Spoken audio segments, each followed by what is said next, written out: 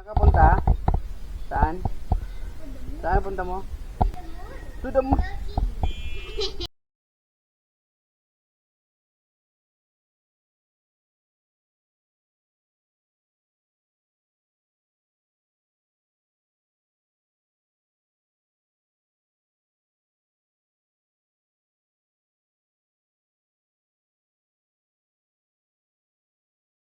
May ligo? Ah, punta mo daw. Guys, actually susubukan natin itong action camera na Axnet. Kakabili lang natin. Titignan natin kung sulit yung ating ipinayad sa camera ito. Let's go guys.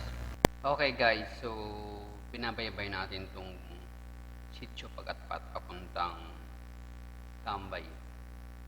So, ayan yung kalsada. Masasabi natin isa sa pinaka mahabang highway dito sa bilis yung e-bike ko.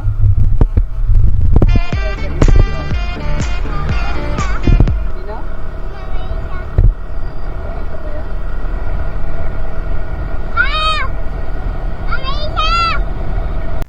Okay guys, ang Tambay ay nasa barangay Binungaan. So ito ay nasa halos 6 na kilometro mula sa bayan ng San Agustin. Sa pagitan ito ng barangay Binungaan at barangay Dunyawana. So ito dati, sabi ng mga nakakatanda ay marami raw pawikan dito na nangingitlog kasi masyadong cycloded itong lugar na to. Halos noon nga nung bataan namin nakakatakot tumaan dito pag gabi.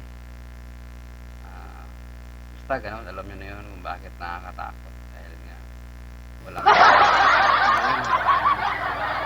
tatlong beach resort ang nandito na nagsisimulang pagandahin ang lugar na to.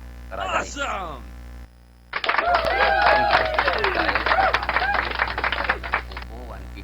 at ang entrance nila ay 10 piso. Sulit na. Ayan, papasok tayo. Merong mga panibago. Yung kanyang rates. Kanya nyo lang po guys kung gusto nyo po makita. So, swerte tayo at wala masyadong tao. Umaga kasi halos masusolo mo yung beach. Hinahapunan yan, medyo marami-rami na. So, dito sa loob ay may ma-order kang mga pagkain guys. Meron sila diyang masarap na buttered chicken na lagi namin ino-order pag kami napunta rito. Minsan meron din silang fruit shake, walang kamatayan, french fries.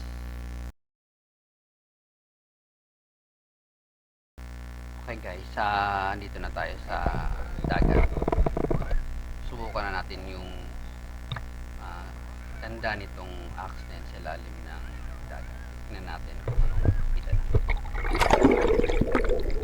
Ayan.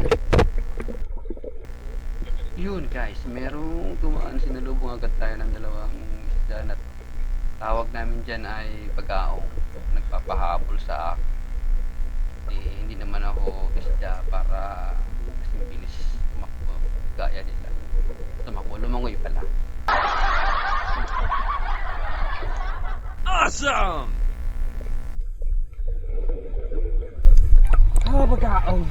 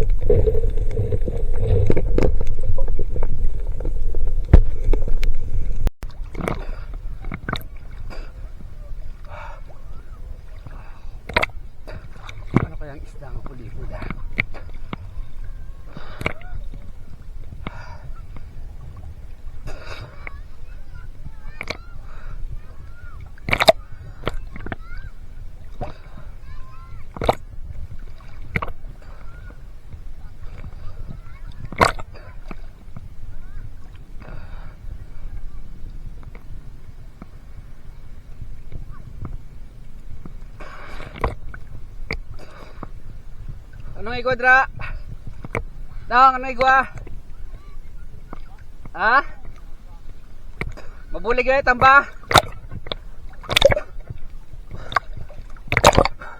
Sama tayo sa Royal Style na kuya.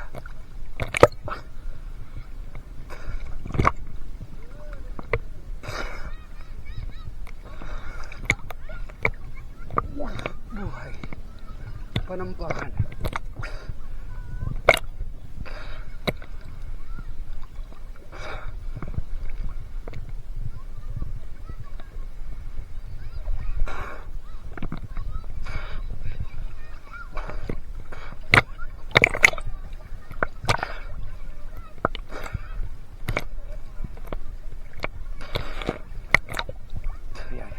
Yung trabaho namin noon nung kami nag-aaral ng high school sa college. Pag Sabado Linggo walang pasok, ito ginagawa namin. Ayan, hinahampas namin yung ginugulo para tumakbo. Okay guys, lapitan natin itong mga nagapamukot, yung mga isda na baka sakali makahuli sila yung umagang yun. So tinanong natin kung makahuli sila, pero bad news sa kanila. Una daw nilang baba ng lambat ay wala silang nakuha. So usually sa ganitong lugar mayroong mga malaking pusit na makukuha nilang mga danggit sa lugar na to dahil marami seagrasses. Pero ganun talaga ang buhay minsan, walang kuha. Ganun talaga ang buhay ng mga isda. So mamaya ihuhulog naman nila yan, mamaya mapakasakali makahuli sa sulod nilang pagbata ng lambat.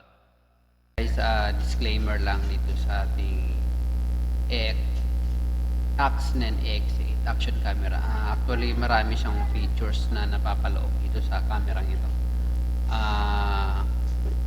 Meron siyang 4K capability na slow motion, 4K na 60 frames per second, at yung iba pang mga settings makikita mo dun sa loob.